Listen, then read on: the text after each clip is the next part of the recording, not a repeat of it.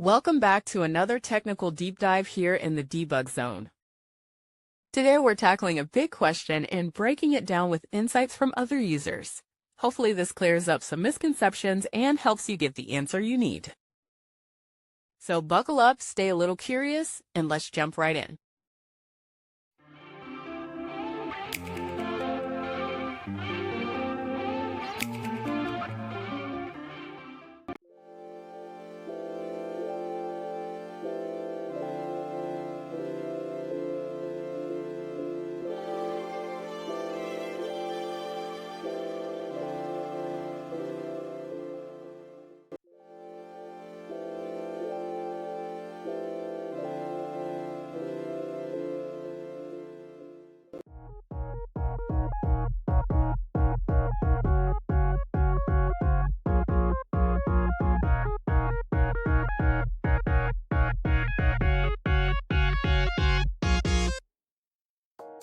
And that's a wrap.